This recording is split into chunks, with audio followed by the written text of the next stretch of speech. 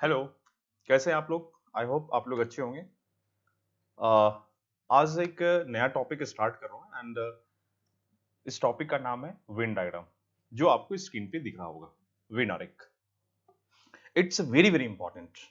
ये काफी important topic है और ये लगभग सभी एग्जाम में क्वेश्चन पूछे जाते हैं। आप कोई भी एग्जाम देने जाओगे, जहां भी एप्टीट्यूड टेस्ट होती है, वहां पे ये इस एरिया से क्वेश्चन रहता ही है। आज मैं आपको जो फर्स्ट क्लास इस टॉपिक का है, उसमें फिर सिर्फ मैं आपको अंडरस्टैंडिंग दूंगा, एक समझ विकसित करनी है कि इस टॉपिक के अंदर हमें एक अंडरस्टैंडिंग क्या लेनी है और देन इसके हम एप्लीकेशंस करेंगे। एप्लीकेशन दो तरह का होता है। एक एप्लीकेशन जहां पे आपको एक पैसेज फॉर्म में एक स्टेटमेंट दिया रहेगा, उसमें कुछ डाटा दिया रहेगा और फिर उनको आपको रीड करके एक इंटरप्रिटेशन करनी होगी। और जो सेकेंड इसका जो पार्ट है, उस सेकेंड पार्ट में आपको डायग्राम देके और फिर उसमें डाटा दिया रहेगा और फिर उसको आपको इंटरप्रिटेशन करनी है। तो फर्स्ट देखते हैं कि इसके कॉन्सेप्ट्स क्या है, कैसे इसको हमें डील करनी है ऐसे एरिया को। तो पहले इसमें दो तरह के क्वेश्चंस होते हैं। पहला जो फर्स्ट होता है वो टू फैक्ट्स होंगे, टू फैक्ट्स बेस होंगे, दो तथ्यों पर आधारित होंगे, पर आधारित। और जो सेकेंड होगा वो थ्री फैक्ट्स होंगे, तीन तथ्यों पर आधारित। अब आपके दिमाग में चल रहा होगा कि ये फैक्ट्स क्या है, ये तथ्य क्या है। मैं शॉर्ट में आपको बता दूं, ये फैक्ट्स करने का मतलब ये है कि आप जब एक ग्रुप है, उस समूह को आप किन चीजों में आप डिवाइड कर रहे हो, डिस्ट्रीब्यूट कर रहे हो, आप उनको बांट रहे हो आप। जैसे अगर मैं एग्जांपल लूं, तो जैसे हॉबीज की अगर हम बात करें या हम सब्जेक्ट्स की बात करें, कोई भी एग्जांपल ले सकते हो आप। मैं हम हॉबीज की मैं बात कर रहा हूं। अब हॉबीज की अगर मैं बात करूं या मान लो सब्जेक्ट की बात करूं या भाषा लैंग्वेज की अगर हम बात करें, जैसे दो लैंग्वेज ले लिया आपने, हिंदी और इंग्लिश। अगर मैं इन दो भाषाओं में अगर पर्संस का हम सर्वे करें कि उन भाषाओं को जानने वाले, तो उसमें हम उसको डिवाइड करते हैं, डिस्ट्रीब्यूट कर रहे हैं, हम उसमें डिवाइड उसमें बांट रहे हैं हम वहां पे। तो एक ग्रुप का डिवीजन है, ग्रुप का डिवीजन दो भाषा में कर रहे हैं हम, हिंदी और इंग्लिश जैसे एग्जांपल ले लिया। तो ये जो हिंदी इंग्लिश यही हमारा फैक्ट्स है यहाँ पे। तो यहाँ जो तथ्य, जो मेरा तथ्य लेने का मतलब ये था कि दो ऐसे चीजों का नाम, दो ऐसे फैक्ट्स लो जिसमें हम पर्संस को या व्यक्ति को हम उसमें डिवाइड कर सकते हैं यहाँ पे। अब वो तथ्य लैंग्वेज में हो सकता है, लैंग्वेज करने का मतलब हिंदी इंग्लिश की बात। जैसे यहाँ पे एग्जांपल अगर मैं दिखा दूं, तो यहाँ पे हम ले सकते हैं सपोज दैट लैंग्वेज, लैंग्वेज हम ले लीजिए सपोज दैट हिंदी, हिंदी की बात करें, इंग्लिश की बात करें। अगर तीन फैक्ट्स ले तो तीन भाषा ले सकते हैं, हिंदी, इंग्लिश एंड उर्दू। यानी कहने हमने लैंग्वेज ली यहाँ पे, यानी उन भाषाओं को, वो दो भाषा, उन दो भाषाओं में व्यक्ति को डिवाइड करना, उनको बांटना। तीन भाषा है, थ्री फैक्ट्स हो गया, उनमें व्यक्तियों को डिवाइड करना है, बांटना है यहाँ पे। तो यानी कि persons division in two facts, persons division in three facts, यानी व्यक्तियों को दो फैक्ट्स में डिवाइड करना है और व्यक्तियों को थ्री फैक्ट्स में डिवाइड करना है। तो पर्संस लो, स्टूडेंट्स लो, हम किसी की बात कर सकते हैं, मेल्स की बात करते हैं, फीमेल्स। बेसिकली ये जो क्वेश्चन पर्टिकुलरली पर्संस पे ही आता है, ऑलमोस्ट 99% क्वेश्चन हमेशा पर्सन डिवीजन ही है यहाँ पे। तो दो फैक्ट्स का मतलब दो भाषा, थ्री फैक्ट्स थ्री भाषा। जैसे हमने ले लिया गेम्स की अगर हम बात करें, तो दो गेम्स ले लिया, क्रिकेट फुटबॉल। इधर हम तीन गेम्स ले लें, क्रिकेट फुटबॉल एंड हॉकी। कुछ भी ले सकते हो आप। प्रोफेशन की बात करें, डॉक्टर इंजीनियर ले लें, दो फैक्ट्स डॉक्टर इंजीनियर है। तीन फैक्ट्स की बात करें, डॉक्टर इंजीनियर लॉयर की हम बात करेंगे यहाँ पे। So we have lot of examples, हम किसी में इसको हम डाल सकते हैं यहाँ पे। तो सबसे पहले हमें ध्यान रखना है कि इनको हमें किन में डिवाइड करना है। चलो पहला पॉइंट आप देखें यहाँ पे। अब इनको हम वेन डायग्राम कैसे समझेंगे, वेन डायग्राम में कैसे इसको प्रेजेंट करना है। तो सबसे पहला फर्स्ट लेते हैं दो फैक्ट्स का। अगर मैं टू फैक्ट्स की अगर हम बात करूं, तो टू फैक्ट्स करने का मतलब है जो इसका वेन डायग्राम, जो वेन आरेख होगा, उसको कैसे पहले इसमें एक एग्जांपल, छोटा सा एग्जांपल लेते हैं यहाँ पे। जैसे मान लो टू फैक्ट्स लिया आपने, हमने बात किया हिंदी इंग्लिश, हिंदी इंग्लिश की बात करते हैं। अब बताओ, अगर आपसे प्रश्न पूछा जाए बच्चों कि अगर इन दो भाषाओं को लेकर एक पर्टिकुलर ग्रुप लिया जाए, कहीं से आप ग्रुप पिक कर लो, आप कहीं से ले लो आप उठा के, हम क्लास की बात कर ले या किसी टाउन की बात कर ले, किसी शहर की हम बात कर ले या किसी स्टेट की बात कर ले, कहीं से आप पिक कर लो। वहां पे दो भाषा हमने लिया हिंदी इंग्लिश, और इन दोनों लैंग्वेज का अगर हम सर्वे करें उन व्यक्तियों के बीच, हम क्लासरूम की, हम छोटे से काम क्लासरूम की अगर हम बात कर ले यहाँ पे कि आप ही क्लासरूम में बैठे हो, इन्हीं क्लासरूम में इन दो भाषाओं को लेकर अगर हम सर्वे करें और हम देखें कि इन दो भाषाओं में उन बच्चों का डिवीजन को लेकर कितने केसेस बन सकते हैं, तो बच्चों सबसे पहले अगर हम देखें तो पहला केस जो बनेगा हो सकता है उस ग्रुप केस वन, जो फर्स्ट केस वन होगा कि कुछ ऐसे बच्चे होंगे जो केवल हिंदी जानते होंगे। आउट ऑफ जितने भी टोटल ग्रुप आपको दिख रहा है उस क्लास में जितने बच्चे हैं, out of total students in class, some students like only Hindi, कुछ ऐसे बच्चे हैं जो केवल हिंदी पसंद करते हैं। और केस टू की अगर हम बात करें तो कुछ ऐसे बच्चे हैं जो केवल इंग्लिश पसंद करते हैं। Some students like only Hindi and some student like only English. ये this is the case two. अगर मैं केस थ्री की बात करूं तो case three, this is both languages, दोनों भाषाओं को पसंद करते हैं। और मैं लास्ट केस की बात करूं, केस फोर की बात करूं तो कहता है कि उस दोनों भाषाओं को नहीं जानने वाले। बच्चों सीधा सिंपल ये कहने का मतलब है कि अगर मैं उस क्लास में इन दोनों लैंग्वेज लेकर अगर हमें केसेस फाइंड, पॉसिबिलिटीज निकालना हो, टोटल डिफरेंट केसेस कितने बन सकते हैं, तो we have only four different cases, only four different cases. Case one, this is the like only Hindi, case two like only English, and second is both languages, and third is neither Hindi not English. तो आपके पास only four cases हैं, केवल चार cases आपके form होंगे। ये आपने देखा कि जब एज ए स्टेटमेंट अगर हमें डिवीजन करें तो चार ही केस बन रहा है।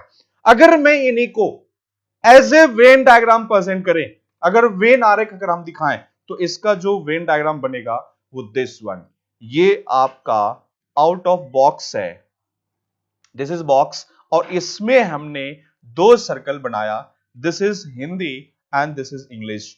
सो Hindi yes, English not, English yes, Hindi not, and this one is Hindi yes, English yes, and this one is not Hindi and not English. So we have only four cases.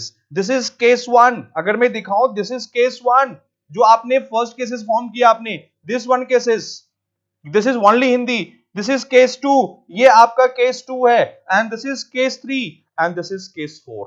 ये चार केसेस बन रहे हैं, this is total, ये आपका total है, this is 100%। तो जो भी टोटल दिया हुआ था उन टोटल को चार भागों में आपने डिवाइड कर लिया, फोर पार्ट्स में आप डिवाइड कर रहे हो, जिसमें से फर्स्ट पार्ट ओनली हिंदी है, सेकेंड पार्ट आपका ओनली इंग्लिश है, और जो थर्ड पार्ट है बोथ लैंग्वेजेस की बात कर रहा है, और थर्ड पार्ट जो फोर्थ पार्ट है वो ना तो हिंदी और ना ही इंग्लिश की बात कर रहा है।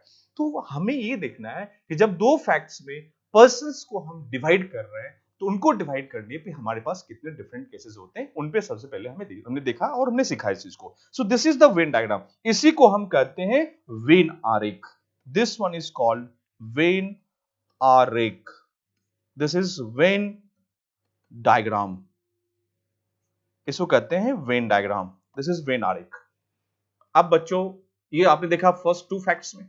अगर यही क्वेश्चन थोड़ा सा और आगे मूव कर ले तो हमारे पास जो नेक्स्ट ऑप्शन है वो है हमारा थ्री फैक्ट्स, तीन तथ्य की बात करता है, थ्री फैक्ट्स की बात करते हैं। इसमें भी अगर हम देखें तो आपके पास तीन लैंग्वेजेस हैं, हिंदी, इंग्लिश और उर्दू की बात कर रहा है। और इसमें अगर मैं केस वन की बात करूं, दिस इज केस वन, तो आप फिर वही चीजें करो, आप दो लैंग्वेज था, दो लैंग्वेज हमने सर्वे किया, so we have four different cases. अब तीन लैंग्वेजेस हैं, उसमें हमें सर्वे करनी, उसमें हमें डिवाइड करनी, डिवीजन करनी है पर्सन्स को, स्टूडेंट्स को, तो हमारे पास कितने डिफरेंट केसेस बनेंगी। तो उस केस में अगर देखें तो जो पहला केस होगा case one, this is only Hindi, यानी नॉट इंग्लिश नॉट उर्दू। और जो केस टू होगा this is only English, this is not Hindi not Urdu. और जो केस थ्री होगा this is only Urdu not English not Hindi. और फिर अगर हम बात करें नेक्स्ट आगे भी तो ये आपका केस फोर, केस फोर देखो अभी वन वन लैंग्वेज की बात, अब टू टू लैंग्वेज लेते हैं, Hindi English but not Urdu. फिर like case five, so this is English Urdu but not Hindi. फिर केस फाइव की अगर हम बात करें, केस सिक्स की बात करें, so this one and this one not. और केस सेवन की बात करें तो ऑल थ्री लैंग्वेज। और case eight, not Hindi, not English and not Urdu. यानी अगर मैं 3 फैक्ट्स लूं, so we have 8 different cases, not more than 8 से अधिक नहीं होगा। तो अब आपको दिमाग में रखना है कि जब 2 फैक्ट्स होगा तो 4 डिफरेंट केसेस होंगे, और जब हमारे पास 3 फैक्ट्स होगा तो 8 डिफरेंट केसेस होंगे। और फिर मैं इन्हीं को वेन आरेख में प्रेजेंट कर दूं, इन्हीं का वेन डायग्राम अगर मैं बात करूं, वेन डायग्राम की अगर हम बात करें, इसका वेन आरेख की बात करें हम, तो इसका जो वेन आरेख होगा वह आपका बनेगा दिस वन। ये 1 circle, 2 circle and 3 circle. So this is Hindi, this is English, ये आपका हिंदी हो गया, ये इंग्लिश और ये Urdu. This is Hindi yes, English not, Urdu not, English yes, Hindi not, Urdu not, and this is Urdu yes, Hindi not, English not. और इसके इनसाइड अगर हम बात करें तो Hindi yes, English yes, but Urdu not. इसके अंदर अगर हम बात करें तो English yes, Urdu yes, but Hindi not, and this one is Hindi yes, Urdu yes, but English not. और फिर जो अंदर इनसाइड है, इसके अंदर हिंदी भी यस, इंग्लिश भी यस और उर्दू भी यस। अगर आपको देखने में दिक्कत हो रही तो मैं थोड़ा सा लार्ज पिक्चर इसका बना देता हूं एक बार, और फिर मैं दिखा दे रहा हूं थोड़ा सा बड़ा करके। आई थिंक मुझे लग रहा है थोड़ी सी दिक्कत हो रही होगी आप लोग को, तो मैं इसको बड़ा कर देता हूं, थोड़ा बड़ा करके मैं दिखाता हूं आपको। ये आपका पिक्चर है, ये this is Hindi, English and Urdu, and this is Hindi yes, English not, sorry, English yes, English not and Urdu not. This is English yes, Hindi not, Urdu not, and this one is Urdu yes, Hindi not, English not, and this one is Hindi yes, English yes, Urdu not। इसकी बात करें तो उर्दू भी होगा, English भी होगा, but Hindi इसके अंदर नहीं, इसलिए हिंदी को हमने कट कर दिया। यहाँ हिंदी के अंदर एरिया है, ये उर्दू के अंदर भी एरिया है, बट इंग्लिश के अंदर नहीं है। और जो अंदर है ये तीनों एरिया कवर कर रहा है, हिंदी भी यस, इंग्लिश भी यस और उर्दू भी यस।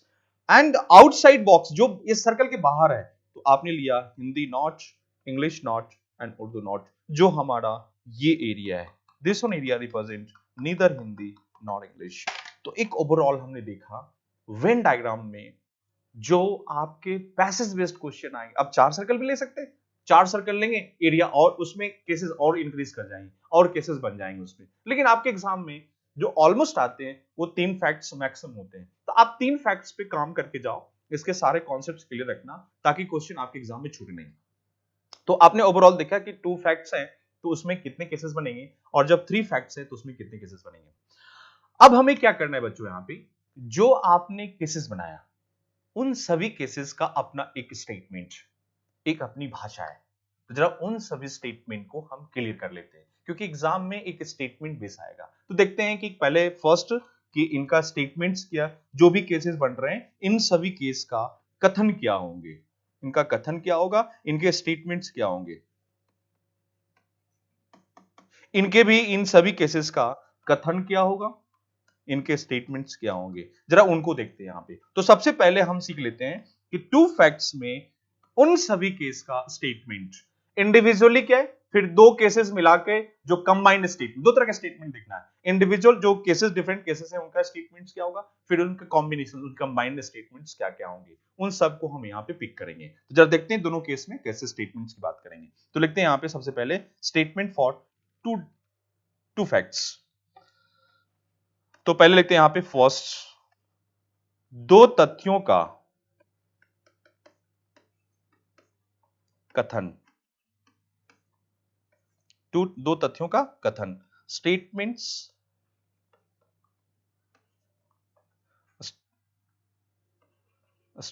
For 2 facts. इस पे पहले हम बात करते हैं। तो अभी आपने देखा फर्स्ट जो आपने बनाया, तो पहला अगर हम लें case, so this is Hindi and English, so this one area, ये हमने सैडेड किया।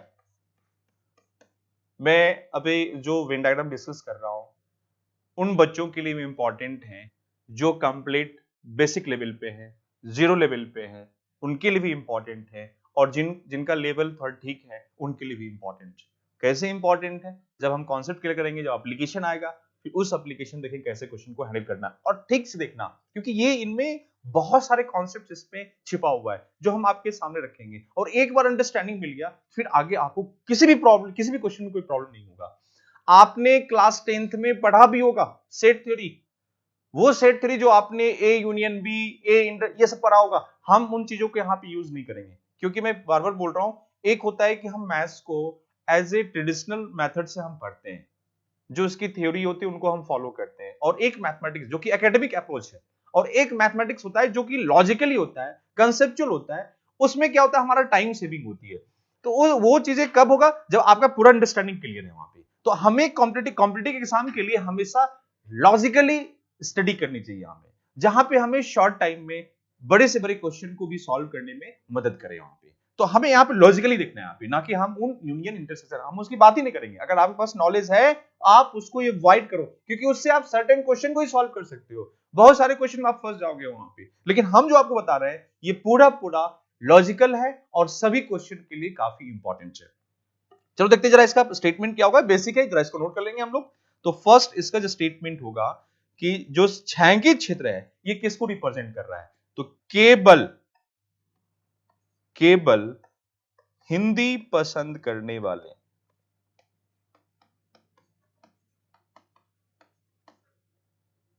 लाइक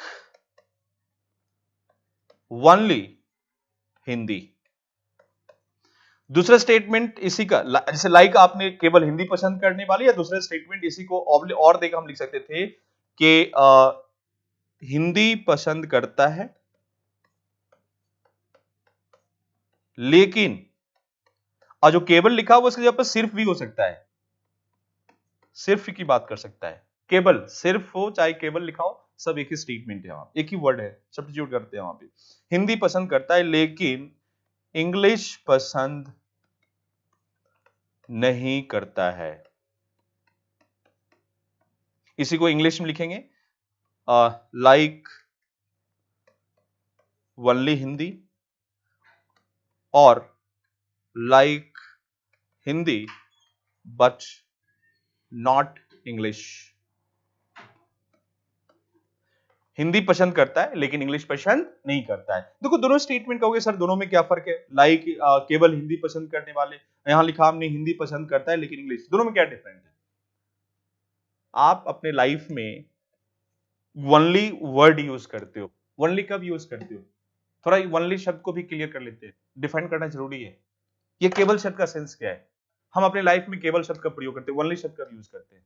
आप ओनली वर्ड तभी यूज करते हो जब आपके सामने ढेर सारा ऑप्शन होता है, उस ऑप्शन में आप कुछ को एक्सेप्ट कर रहे हो, कुछ को निग्लेक्ट कर रहे हो। जब आप उसमें से कुछ को चूज कर रहे हो तो इसका मतलब वो ओनली को रिप्रेजेंट कर रहा है।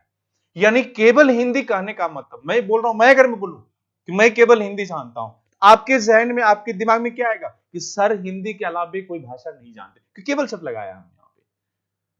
I like only Hindi, only Hindi मतलब मैं सिर्फ हिंदी जानता हूं, दैट मींस इसके अलावा कोई, तो ये इंटरप्रिटेशंस किया उस स्टेटमेंट के बियॉन्ड, आप जो हिडन है उसका आपने सेंस निकाला, आपने कंक्लूड किया कि सर इसके अलावा किसी भाषा को नहीं जानते, वो ओनली शब्द क्लियर कर दे रहा है।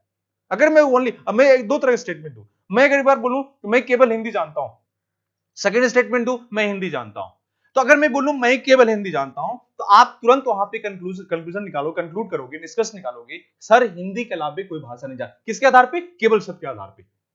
मैं बोलूं मैं हिंदी जानता हूं, मैं हिंदी जानता हूं, मैं कोई केवल शब्द का प्रयोग नहीं किया, मैं हिंदी जानता हूं, आपके जहन में क्या आएगा? आपके जहन में पॉसिबिलिटीज बनेगी। आप सोचोगे सर बोल रहे हैं कि मैं हिंदी जानता हूं, इसका मतलब सर हिंदी तो जानते हैं लेकिन इसके अलावा जो अदर लैंग्वेजेस हैं वो हो भी सकता है या नहीं, एक पॉसिबिलिटीज बन गया। अदर लैंग्वेज के लिए आप कंफ्यूज्ड हो, आप कोई इंटरप्रिटेशंस नहीं कर पा रहे हो 100%, यानी ओनली शब्द 100% श्योर कर दे रहा है कि आप ये सिर्फ जान रहे हो, इसके अलावा कुछ नहीं जान रहे हो। तो जहां पे हम ओनली लगाते हैं, एट मींस कि अदर चीज का हम निगेशन कर रहे हैं, हम सिर्फ एक चीज को एक्सेप्ट कर रहे हैं, जिसके बारे में लिखे कि ओनली दिस वन, हम उसी को एक्सेप्ट कर रहे हैं, उसके बियॉन्ड सबको हम निगलेक्ट कर रहे हैं यहाँ पे। लेकिन अगर सेकंड स्टेटमेंट दिया मैं हिंदी जानता हूं, तो अदर लैंग्वेज के लिए आप कंफ्यूज हो, एक प्रोबेबिलिटी बन रहा है वहां पे कि सर अदर लैंग्वेज हो भी सकता है या नहीं भी हो सकता है। तो इन चीजों को ध्यान रखना है यहाँ पे। तो अगर मैं बोल दूं केवल हिंदी जानता हूं, तो इसमें अंडरस्टूड है कि सर इंग्लिश नहीं जानते, वो हमें बोलने की जरूरत नहीं है। केवल शब्द, सिर्फ शब्द ही अपने आप में एक रिच इंफॉर्मेशन देता है, किसके अलावा किसी भाषा को नहीं जान रहा है। और अगर मैं बोलता कि हिंदी पसंद करता हूं, तो इसमें तो केवल लगाया ही नहीं, और जब केवल नहीं लगाया तो अदर लैंग्वेज के लिए आप कंफ्यूज्ड हो। तो हम उस कंफ्यूजन को दूर करने के लिए तुरंत लगा दिया लेकिन इंग्लिश पसंद नहीं करते। ये बताना कंपलसरी है कि मैं हिंदी पसंद करता हूं लेकिन इंग्लिश पसंद नहीं करता हूं। अब आपकी कंफ्यूजन क्लियर हो गया कि सर हिंदी जान रहे हैं वहां पे। So we have two statements, statement one like only Hindi and second like Hindi but not English. So both are same statement, दोनों एक समान स्टेटमेंट है। फर्क यही है कि केवल शब्द आ गया तो हमें उस नहीं इंग्लिश को रिफ्लेक्ट करने की जरूरत नहीं है, क्योंकि सामने वाला समझ गया केवल शब्द से हमें मैसेज मिल गया कि उसके अलावा किसी भाषा को नहीं जान रहे। लेकिन सेकेंड स्टेटमेंट कि हमने केवल शब्द नहीं बोला, तो हमें वहां पे यह बताना जरूरी है कि हम इस भाषा को नहीं जान रहे। यही दोनों में फर्क होता है वहां पे। आप इन दोनों चीजों को ध्यान रखना है।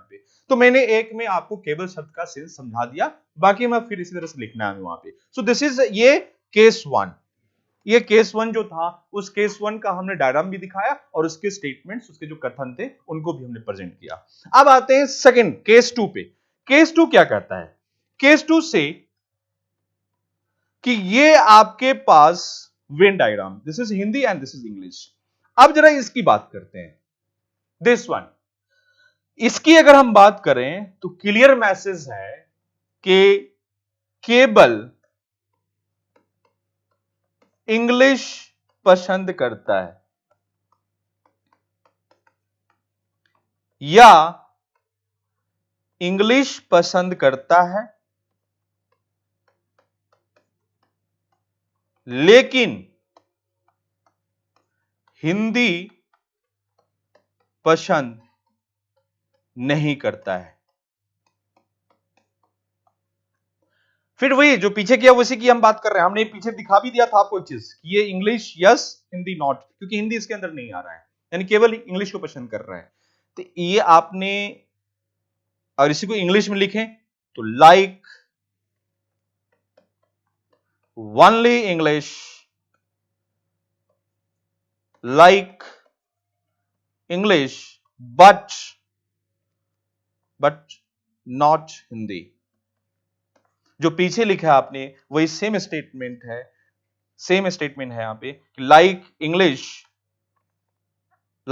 But not Hindi.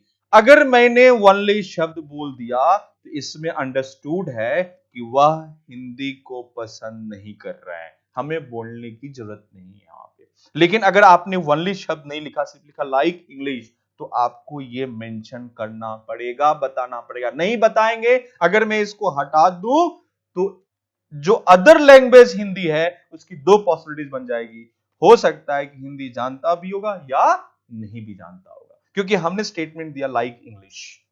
तो लाइक इंग्लिश तो अदर लैंग्वेज के लिए हमने कुछ नहीं बोला, तो आप कंफ्यूज रहोगे, और कंफ्यूज रहेंगे क्यों? क्योंकि हमारे पास दो ऑप्शन बन रहा है कि हिंदी हो भी सकता है या नहीं भी हो सकता है। तो उस कंफ्यूजन को दूर करने के लिए हमें लिखना पड़ेगा यहां पे बट नॉट हिंदी।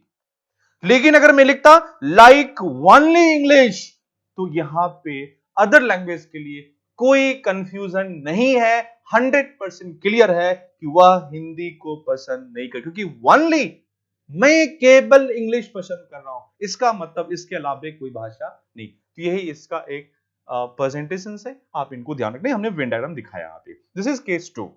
अब आते हैं केस 3 पर। केस 3 क्या कहता है?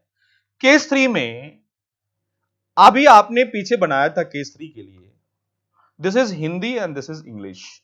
ये आपका this one area, sorry case 3 था हमारा दिस वन, इसकी हम बात कर रहे हैं। केस 3 में आप बताओ, जो इस एरिया है, इस एरिया में हिंदी भी यस और इंग्लिश भी यस। हम बोलेंगे इसमें लाइक बोथ लैंग्वेजेस,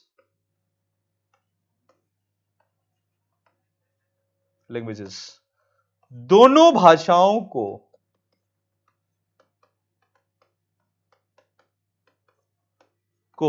पसंद करने वाला।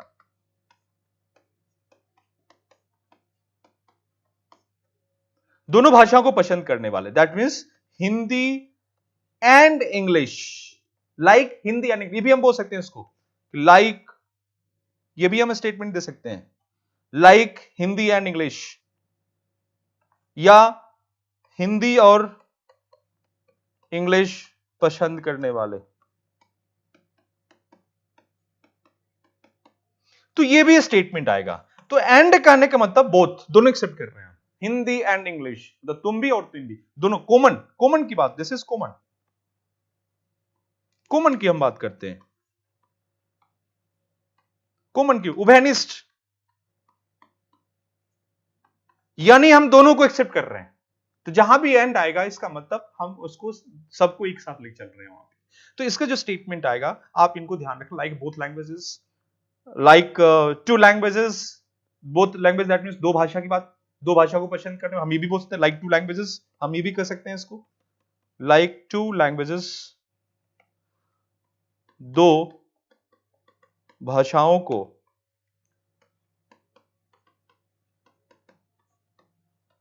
पसंद करने वाले, पसंद करने वाले, ये भी हम बोल सकते हैं इसको। तो दिस इज द केस 3। अब आते हैं केस 4, जो फोर्थ केस है हमारा। फोर्थ केस क्या कर रहा है हमारा? Case 4, this is Hindi and this is English. अब हम बात करते हैं यहां पे केस 4 में दिस वन एरिया, इस एरिया की हम बात कर रहे हैं, and this one represent not Hindi not English, दोनों सर्कल से बाहर है। तो वी कैन से, हम कह सकते हैं कि इन दोनों भाषाओं को पसंद नहीं करना। सो दिस वन स्टेटमेंट कि डजंट लाइक, यानी दोनों भाषाओं को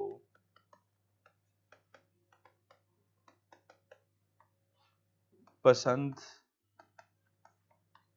नहीं करने वाले, ठीक है, डजंट लाइक बोथ लैंग्वेज,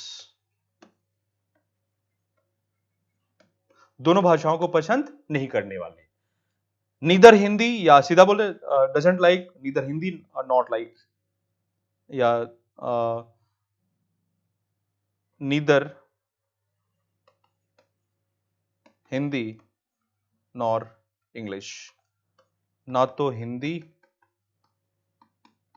और ना ही इंग्लिश पसंद करने वाले। तो सीधा ये सिंपल केस 4 कर रहा था। तो 4 केसेस जो हमने पीछे ड्रॉ किया था, उस 4 केसेस का तो हमने बताया था कि जो 4 केसेस बन रहा था, 4 केसेस का हमने स्टेटमेंट्स दिया था आपको कि पहला का स्टेटमेंट क्या होगा, सेकंड का स्टेटमेंट क्या होगा, थर्ड का क्या होगा, फोर्थ का क्या होगा। उन सभी स्टेटमेंट इंडिविजुअली हमने देखा, इंडिविजुअली हमने 4 केसेस था, चारों केसेस हमने दिखा दिया।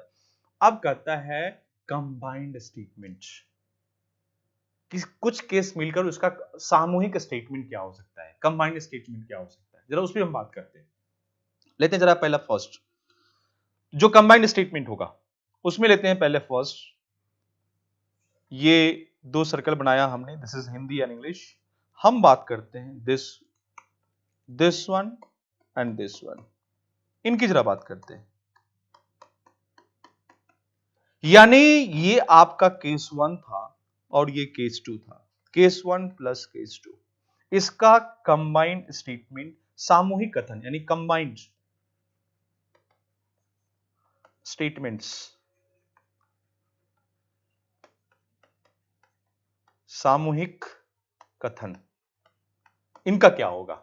आप बताओ। जो केस 1 है उस केस 1 में कह रहा है केवल हिंदी, और केस 2 कह रहा है केवल इंग्लिश, ओनली हिंदी और ओनली इंग्लिश, और इन दोनों को मिलाकर हमें एक स्टेटमेंट देनी है, एक ऐसा स्टेटमेंट जिसमें केस 1 भी एग्जिस्ट करे और केस 2 भी एग्जिस्ट करे।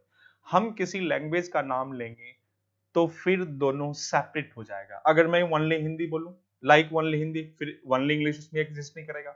अगर मैं बोलूं ओनली इंग्लिश, तो फिर ओनली हिंदी वाले एग्जिस्ट नहीं करेंगे। तो हमें क्या स्टेटमेंट देना चाहिए? आप बताओ, क्या इसको मैं बोल सकता हूं केवल एक भाषा,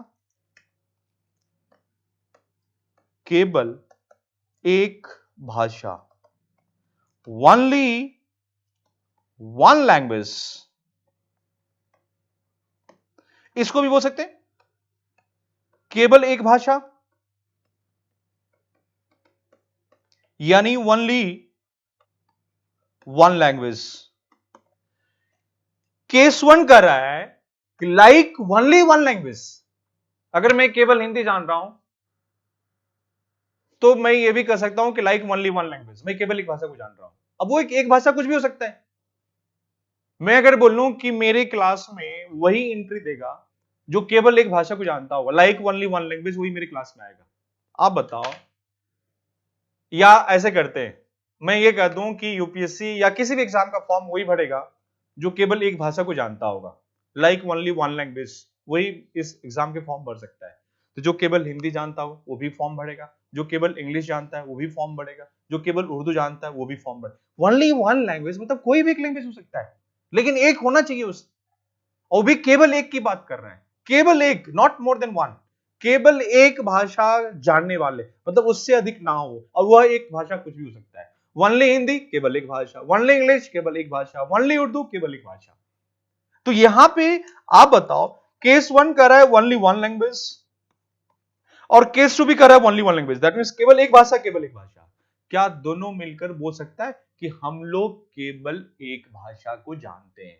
हम कह रहे हैं इसी क्लासरूम को दो भाग में डिवाइड कर दिया, 100 बच्चे, 100 बच्चे में 50 बच्चे एक तरफ रखा और 50 बच्चे एक तरफ रखा। ये जो 50 बच्चे एक तरफ है वो केवल हिंदी जान रहा है, और एक 50 ग्रुप है, नेक्स्ट ग्रुप है 50 का, वो केवल इंग्लिश जान रहा है। तो क्या मैं बोल सकता हूं in class each and every student like only one language, या सीधा मैं ये बोलूं, ध्यान सुना इस चीज को, 100 बच्चे हैं, 50 एक तरफ है और 50 एक तरफ है। जो 50 का ग्रुप जो लेफ्ट साइड में है उसमें केवल हिंदी जानने वाले, लाइक ओनली हिंदी, और जो 50 बच्चे इस साइड है वो केवल इंग्लिश जान रहा है।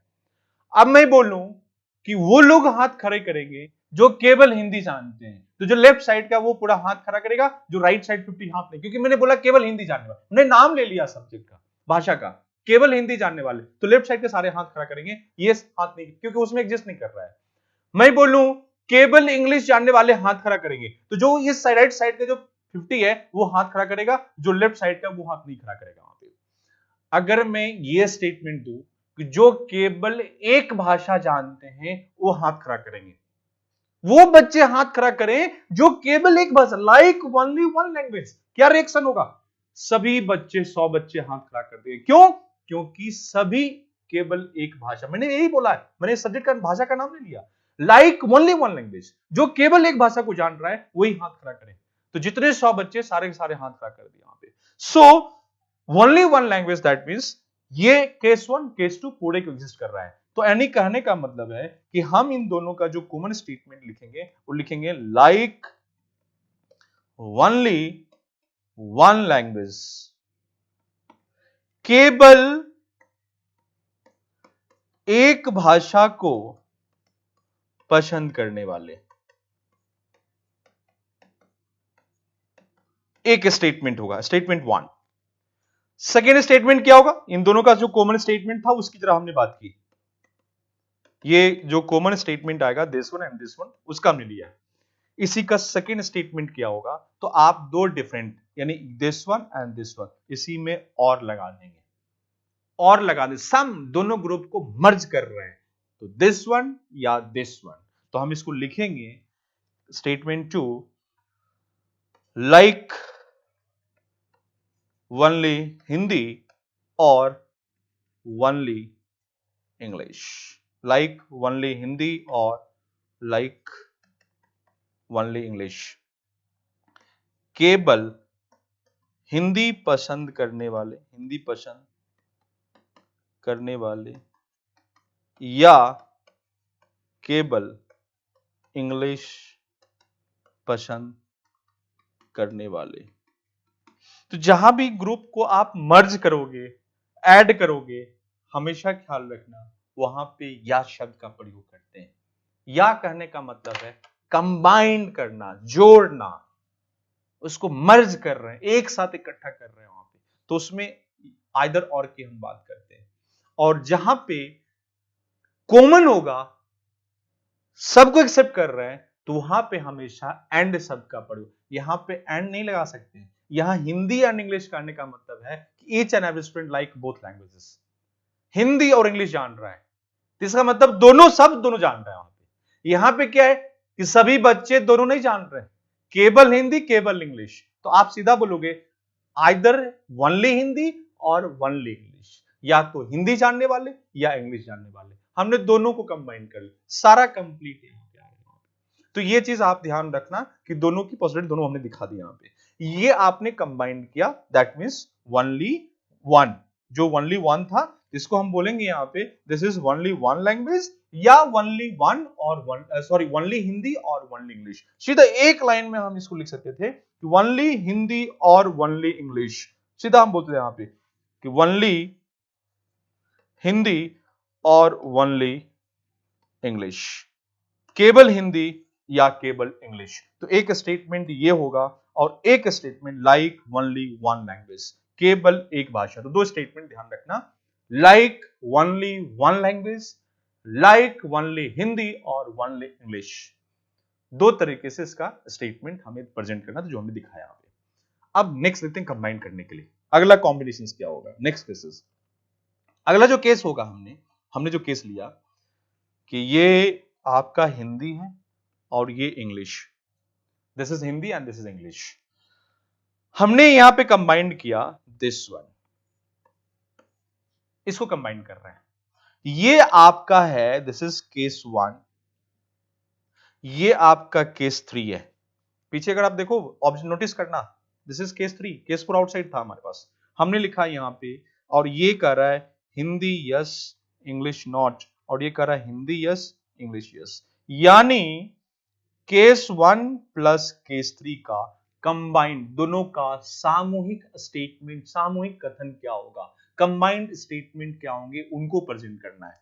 केस वन की अगर मैं बात करूं, केस वन से वनली हिंदी, केवल हिंदी, और केस थ्री से, जो केस थ्री है ये कह रहा है आपको, केस थ्री बोथ लैंग्वेजेस, दोनों भाषाओं को,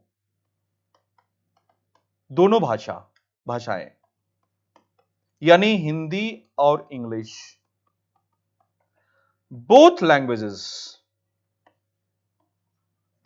हिंदी एंड इंग्लिश, इसकी बात कर रहा है। यानी वनली हिंदी, केवल एक भाषा, दोनों भाषाएं, या बोथ लैंग्वेजेस। दो हमने पीछे बता रखा है कैसे क्या स्टेटमेंट होगा। आप एक छोटा सा एग्जांपल लो, हम एक एग्जांपल लेते हैं, सपोज दैट 100 बच्चे थे, एक नया एग्जांपल लेते हैं, 100 बच्चे हैं, 100 बच्चे में ये मान लो 40 बच्चे हैं, ये 60 बच्चे हैं। 40 बच्चे लाइक वनली हिंदी, आपकी क्लास में 100 बच्चे हैं, वो 100 को दो भाग में डिवाइड कर लिया, 40 बच्चे जो केवल हिंदी जान रहे हैं और 60 बच्चे ऐसे हैं जो दोनों भाषाओं को जान रहे हैं, दोनों को क्लास में बैठा रखा है। हमारे लेफ्ट साइड में जो है वो केवल हिंदी जानने वाले हैं, और जो राइट साइड में 60 बच्चे हैं ये दोनों भाषाओं को जानने वाले हैं। अब उस 100 में मैं स्टेटमेंट बोलूं कि वो बच्चे हाथ खड़ा करेंगे जो केवल हिंदी जानते हैं, तो जो केवल हिंदी जान रहा था 40 बच्चे, ये पूरा हाथ खड़ा करेगा। 60 बच्चे हाथ नहीं खड़ा करेंगे क्योंकि मैंने बोला केवल हिंदी, 60 बोलेगा नहीं मेरा केवल हिंदी नहीं, हम तो इंग्लिश भी जानते हैं, तो वो हाथ नहीं खड़ा करेगा, वो नीचे रखा आपने। हमने बोला जो दो भाषा को जानता है वो हाथ खड़ा करे, तो राइट साइड जो 60 है ये 60 खड़ा करेगा, 40 नहीं खड़ा करेगा। क्यों? क्योंकि मैं केवल हिंदी जानता हूं, सर बोल रहे दो भाषा को जानने के लिए, तो एक कर रहा है दूसरा नहीं कर रहा। देखो जैसा स्टेटमेंट उसके अकॉर्डिंग एक्शन हो रहा है वहां पे। मैं अगर एक स्टेटमेंट दूं जो कम से कम हिंदी जानता है वो हाथ खड़ा करे, इन 100 में से वैसे बच्चे हाथ खड़ा करेंगे जो कम से कम हिंदी भाषा का ज्ञान रखता हो। लाइक एटलीस्ट हिंदी, कम से कम हिंदी जानता हो। आप बताओ, जो केवल हिंदी जानता है क्या वो भी कम से कम हिंदी, जो केवल हिंदी वो भी कम से कम हिंदी है, और जो हिंदी इंग्लिश जानता है वो भी कम से कम हिंदी। मिनिमम, कम से कम हिंदी करने का मतलब है मिनिमम हिंदी का नॉलेज हो। वो बच्चे हाथ खड़ा करेंगे जिनको कम से कम हिंदी का ज्ञान होगा। तो जो केवल हिंदी, वो भी कम से कम हिंदी का ज्ञान है। जो दोनों भाषा जान रहा है उसके पास भी हिंदी का, जिसके जिसके पास हिंदी का ज्ञान है, सीधा करने मतलब डायरेक्ट, जिसके पास हिंदी का ज्ञान है वो हाथ खड़ा करे, तो दोनों ग्रुप हाथ खड़ा कर देगा, क्योंकि हम सब के पास हिंदी का ज्ञान है।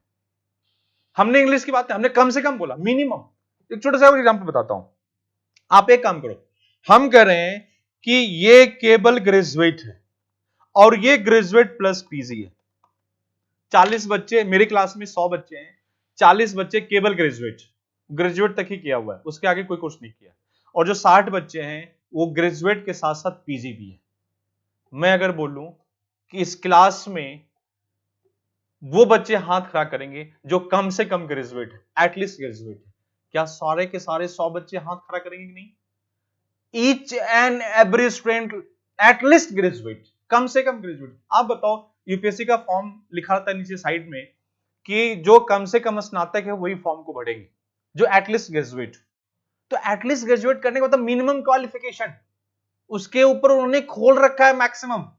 कुछ भी हो, मैं उससे कोई फर्क नहीं पड़ रहा, हमें मिनिमम ये चाहिए। अगर मैं कोई बोला कि क्लास में कितने बच्चे, मैं बाहर क्लासरूम के बाहर खड़ा हूं, मुझसे किसी ने बोला क्लास में कितने बच्चे, मैंने बोला क्लास में कम से कम 5 बच्चे हैं, तो आपके जहन में क्या आएगा कि कम से कम 5 कहने का मतलब 5 तो होगा, उससे अधिक भी हो सकता है, 5 भी, 6 भी हो सकता है, 7 भी हो सकता है, तो मैक्सिमम हमेशा ओपन रहता है। तो यानी यहां पर अगर हम बात करें तो ये सीधा बोल रहा है केवल हिंदी और इंग्लिश, तो दोनों मिलाकर अगर हम कंबाइन स्टेटमेंट देंगे तो हम बोलेंगे एटलीस्ट हिंदी, कम से कम हिंदी पसंद करने वाले। तो जो ये कम से कम शब्द है इसमें मिनिमम फिक्स्ड है, मैक्सिमम ओपन है। एटलीस्ट अपने लाइफ में एटलीस्ट सबका प्रयोग करते हो। आप कहते हो किसी को कम से कम 5 बच्चे हमें चाहिए, तो कम से कम 5 मैंने मिनिमम 5 चाहिए, कम इस काम के लिए मिनिमम 5 चाहिए, 5 वर्कर्स चाहिए। कोई काम कराना है और आप बोल रहे हो, देखो एक स्टेटमेंट होता है कोई काम आपको कराना है, आपने बोला केवल 5 बच्चे चाहिए, 5 ही आदमी चाहिए, वर्कर्स चाहिए, तो 5 फिक्स, ना तो 5 से कम ना 5 से अधिक। Only, not more not less, only fix होता है, कांस्टेंट होता है। हमने बोला कम से कम 5 चाहिए, तो minimum 5, not less 5 but more open है, आप छे दो, कोई दिक्कत, हमने तो कम से कम 5 बोला है। इस काम के लिए 5, कम से कम 5 वर्कर चाहिए, कम से कम, मिनिमम 5 वर्कर, उससे नीचे नहीं चलेगा। तो कम से कम 5 वर्कर करने का मतलब है 5 या 5 से अधिक। तो एटलीस्ट 5 मतलब आइदर 5 और मोर 5। तो कम से कम हिंदी कहने का मतलब है आइदर हिंदी और मोर, आइदर हिंदी और मोर, या तो हिंदी या उससे अधिक भी होगा, हिंदी भी जानने वाले और हिंदी के अलावा और भी भाषा जानने वाले वहां पे। सो लाइक एटलीस्ट हिंदी कहने का मतलब है या तो हिंदी, ओनली हिंदी, और हिंदी के अलावा इंग्लिश भी पसंद करने वाले। तो कंप्लीट है। मैं सीधा इसके सबसे बेस्ट एग्जांपल दिया कि एटलीस्ट ग्रेजुएट, एटलीस्ट ग्रेजुएट, इस फॉर्म को, यूपीएससी फॉर्म को वही भरेगा जो कम से कम ग्रेजुएट है। तो एक हमें मैसेज मिल रहा है कि जो केवल ग्रेजुएट है वो भी फॉर्म भरेगा और जो ग्रेजुएट साथ पीजी है वो भी फॉर्म को भरेगा वहां पे। तो एक अंडरस्टूड है वहां पे। और इसका एक एग्जांपल और मैंने आपको दिया कि क्लास में कम से कम 5 बच्चे बैठे हुए हैं, तो या तो 5 होगा या 5 से अधिक भी हो सकता है वहां पे। तो अपर मैक्सिमम उससे हमेशा अंडरस्टूड होता है, उसकी पूरी संभावना है वहां पे। तो इसका स्टेटमेंट आएगा कम से कम हिंदी पसंद करने वाले, like at least Hindi, like at least Hindi,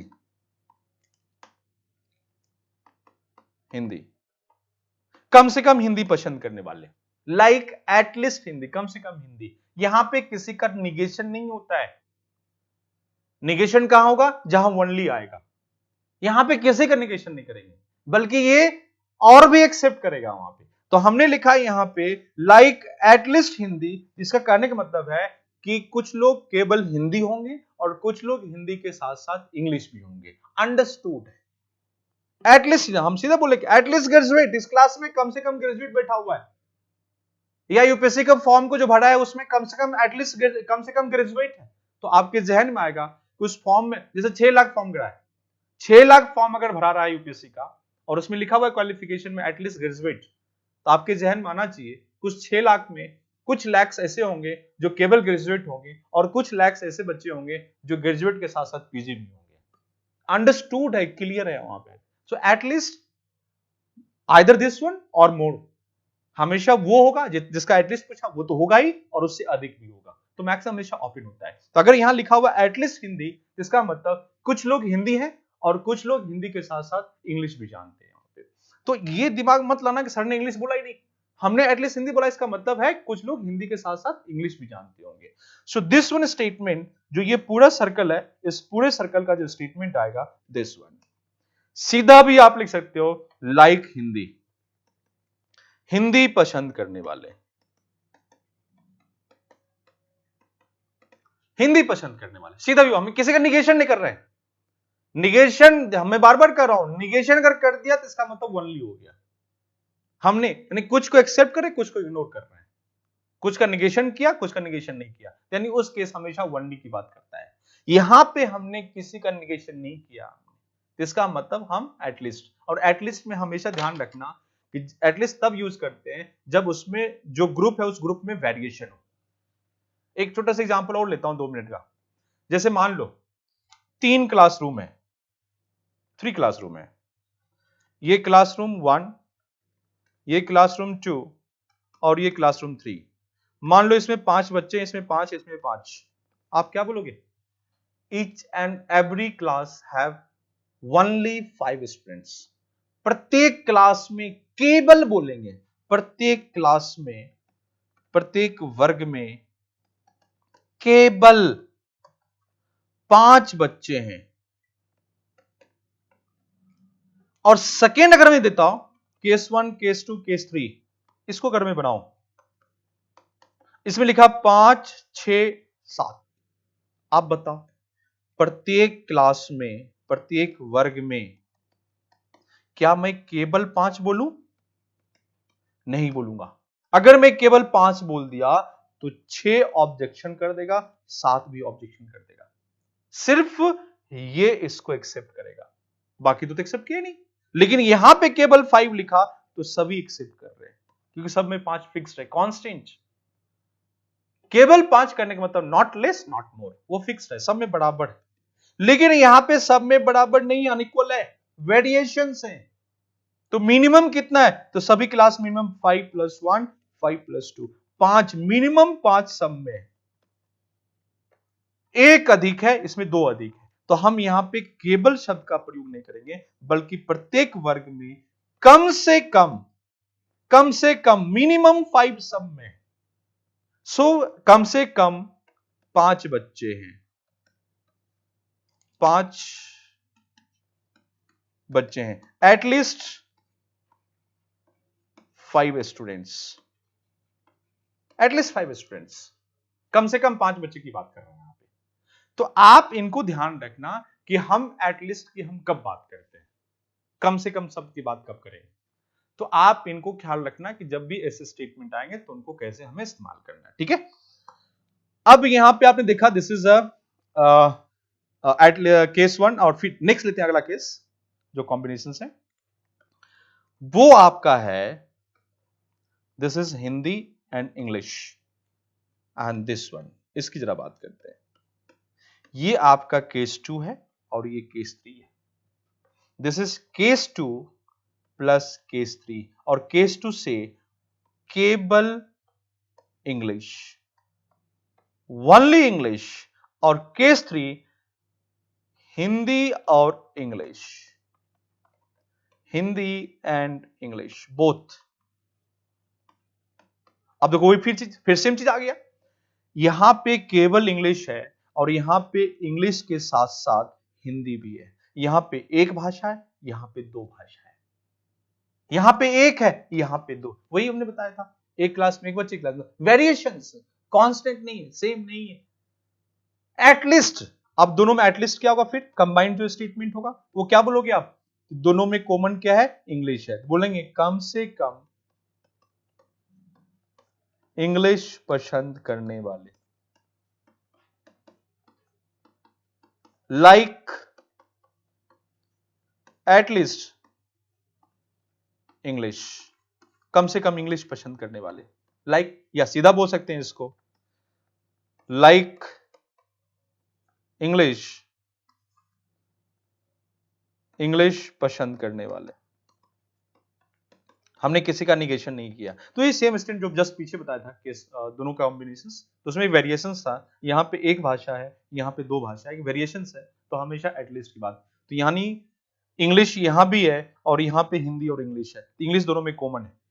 but यही है कुछ उसमें से कुछ ग्रुप है जिसके वही ग्रेजुएट, वही हमने बताया example, graduate, graduate plus PG, तो दोनों ग्रुप क्या बोलेगा, हम लोग कम से कम ग्रेजुएट। कम से कम ग्रेजुएट करने का मतलब है कि उसमें कुछ लोग ऐसे हैं जो ग्रेजुएट के साथ साथ पीजी है। तो पीजी सब बोलने की जरूरत है, कम से कम करने का मतलब है कि इससे अधिक भी आएगा।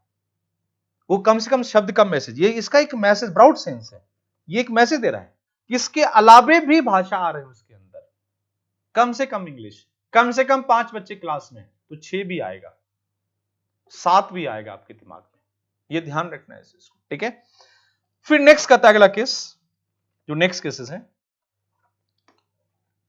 ये हिंदी और इंग्लिश है और इस कंप्लीट की बात करते हैं, दिस वन।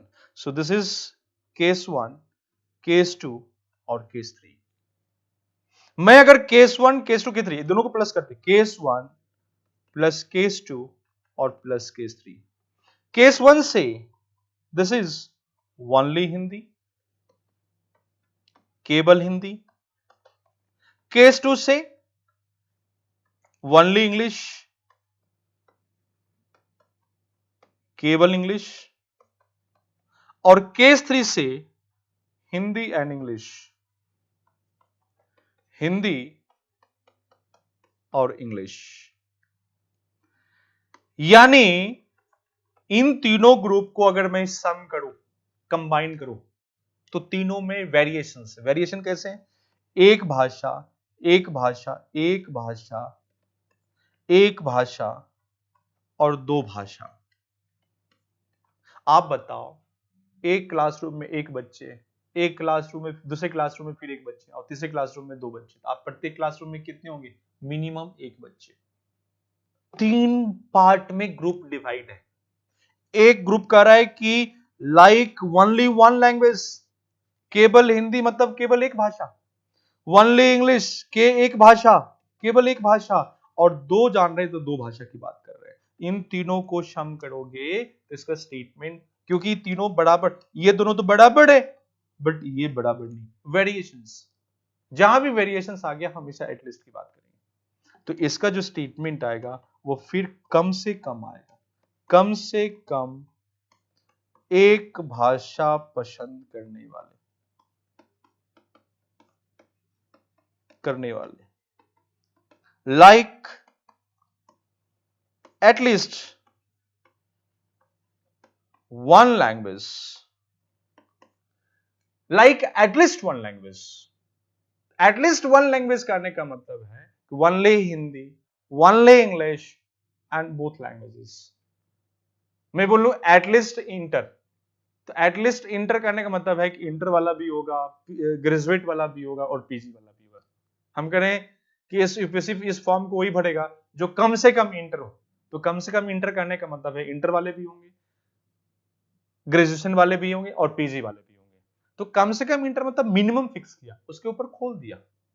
तो कम से कम हम करें इस क्लास में वही बैठेगा जो एटलीस्ट वन लैंग्वेज जानता हो, कम से कम एक भाषा ज्ञानी हो, वही मेरे क्लास में बैठेगा।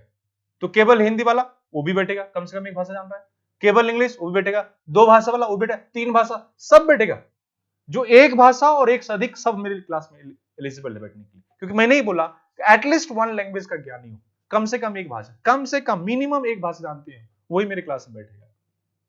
उससे अधिक है तो अच्छी बात है, तो मिनिमम ये जो हमारा रिक्वायरमेंट है वो कम से कम होना चाहिए आपका। तो ये एटलीस्ट वन, तो ये इनको स्टेटमेंट, इसी का एक ऑल्टरनेटिव स्टेटमेंट है कि हम कॉम्बिनेशन आइदर और, तो आइदर और क्या लिखोगे, दिस वन और दिस वन और दिस वन लिखेंगे, हिंदी या इंग्लिश या दोनों भाषाएं, दोनों भाषाओं को पसंद करने वाले, आइदर हिंदी और इंग्लिश और बोथ लैंग्वेजेस। ये सबसे इंपॉर्टेंट है, इनको ध्यान रखना, इट्स वेरी वेरी इंपॉर्टेंट। इन तीनों का हमने कंबाइन किया और कंबाइंड स्टेटमेंट में आइदर हिंदी और इंग्लिश और बोथ लैंग्वेज तीनों का सम कर रहे हैं और सीधा बोलते हैं इसको यहां पे, तो एक भाषा, ये भी एक भाषा और ये दो भाषा, तो कम से कम एक भाषा को पसंद करने वाले। फिर एक स्टेटमेंट आता है जो सबसे इंटरेस्टिंग है, वो आपके पास है नीदर नॉर के साथ में। जरा इसको भी देख लेते हैं, ये भी काफी important. This one and this one, ये हिंदी है और ये इंग्लिश है। सो this is Hindi yes, English not, और ये कर रहा है not Hindi not English. This is case 1 and this is case 4। So case 1 plus case 4। Case 1 से like Hindi but not English. Hindi पसंद करता है लेकिन इंग्लिश पसंद नहीं करता है। और केस 4 कर रहा है नीदर हिंदी नॉट इंग्लिश, ना तो हिंदी पसंद करने वाले और ना ही इंग्लिश पसंद करने वाले। आप बताओ, केस 1 का जो स्टेटमेंट है वो निगेटिव भी है और पॉजिटिव भी है। और एक सबसे देखो कंबाइंड स्टेटमेंट, कंबाइंड स्टेटमेंट या तो कंप्लीट निगेटिव होगा या तो कंप्लीट पॉजिटिव होगा। ये भी वो डिपेंड करता है कॉमन चीज पे। अभी तक जितने कंबाइंड किए वो सारे पॉजिटिव थे, ठीक है। दोनों में जो कॉमन आ रहा था पॉजिटिव स्टेटमेंट आ रहा था। जरा इसकी हम बात करते हैं। केस 1 में some positive and some negative, क्योंकि केस 1 कर रहा है कि हम हिंदी पसंद कर रहे हैं लेकिन इंग्लिश पसंद नहीं कर रहे हैं, तो कुछ पसंद कर रहा है पॉजिटिव है, कुछ नहीं कर रहा है तो निगेटिव है। लेकिन केस 4 कंप्लीट निगेटिव है, तो इसका जो कंबाइंड स्टेटमेंट आएगा वो कंबाइंड स्टेटमेंट निगेटिव होगा। निगेटिव यानी नकारात्मक कथन होगा। जो कॉमन होगा, इसका कॉमन स्टेटमेंट होगा, वो कॉमन स्टेटमेंट नकारात्मक होगा, क्योंकि दोनों में ये पॉजिटिव ये निगेटिव, ये कंप्लीट निगेटिव है, तो कॉमन हमेशा निगेटिव को एग्जिस्ट करेंगे। चलो कम से कम ये भी तो एक तो निगेटिव है, यहां दोनों निगेटिव है। पीछे अगर देखें तो बड़ा इंटरेस्टिंग था, जैसे इसकी हम बात करें तो ये पॉजिटिव है, इंग्लिश निगेटिव है, यहां पे इंग्लिश यहां पे निगेटिव था, यहां इंग्लिश पॉजिटिव था तो हिंदी निगेटिव था, ये दोनों पॉजिटिव है। तो ये पॉजिटिव, ये सम पॉजिटिव सम निगेटिव, जैसे इंग्लिश पॉजिटिव है यस है, हिंदी नॉट, और ये करा था हिंदी यस इंग्लिश नॉट, तो कॉमन हम पॉजिटिव ही को पिक करेंगे। यहां पे तीनों में कॉमन क्या है, तो कंबाइंड स्टेटमेंट या तो कंप्लीट निगेटिव होगा या तो कंप्लीट पॉजिटिव होगा, ये ध्यान रखना है। तो हमें ये नकारात्मक सकारात्मक भी ध्यान रखनी है यहां पे। तो इसके जो स्टेटमेंट आएगा जो कॉमन होगा वो निगेटिव होगा हमारा, क्योंकि ये कंप्लीट निगेटिव है, ये कुछ निगेटिव है कुछ पॉजिटिव है यहां पे। अब नकारात्मक कथन क्या होगा इसका, दोनों में कॉमन क्या है, कॉमन ये है कि ये इंग्लिश नहीं जानता है और ये भी इंग्लिश नहीं जानता है, तो दोनों ग्रुप बोलेगा कि हम लोग कम से कम इंग्लिश को पसंद नहीं कर रहे हैं, एटलीस्ट इंग्लिश को लाइक नहीं कर रहे, डजंट लाइक इंग्लिश, इंग्लिश पसंद नहीं करने वाले। तो सीधा हम बोलेंगे इंग्लिश पसंद नहीं करने वाले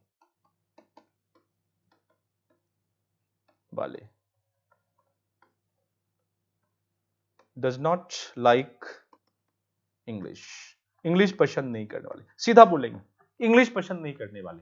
तो इंग्लिश कौन कौन पसंद नहीं कर रहा है, तो इंग्लिश ये पसंद नहीं कर रहा है, इंग्लिश ये भी पसंद नहीं कर रहा है, तो दोनों का जो कॉमन स्टेटमेंट होगा वो इंग्लिश बोलेंगे। ये हम नहीं कर सकते केवल इंग्लिश पसंद नहीं करने वाले, केवल इंग्लिश पसंद नहीं करते इसका मतलब हिंदी हम पसंद कर रहे हैं। मैं केवल इंग्लिश पसंद नहीं कर रहा हूं, इसका मतलब इसके बियॉन्ड सभी भाषा को पसंद कर रहे हैं। इन सभी भाषाओं में केवल इंग्लिश पसंद नहीं कर रहा हूं, तो इसका मतलब बाकी को पसंद कर रहा हूं। तो ये ध्यान रखना, यहां पे केवल शब्द का प्रयोग नहीं करेंगे, एटलीस्ट इंग्लिश, कम से कम इंग्लिश पसंद नहीं कर रहे हैं, ठीक है। तो ये जो कहेगा इंग्लिश पसंद नहीं करने वाले। फिर नेक्स्ट लेंगे डायग्राम, इसका जो लास्ट डायग्राम है, जो लास्ट लेंगे हमारे पास होगा वो आपका है, this is Hindi and English, और ये और इस एरिया की हम बात करेंगे, this one. So this is English yes, Hindi not, and not English, not Hindi. This is case 2. This is case 2 and case 4. So case 2 plus case 4. Case 2 say English yes, Hindi not, and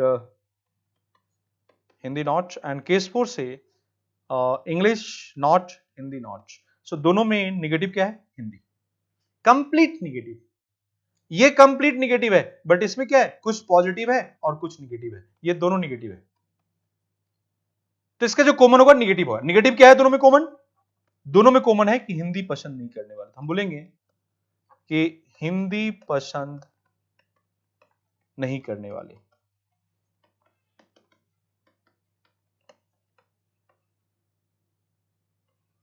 Does not like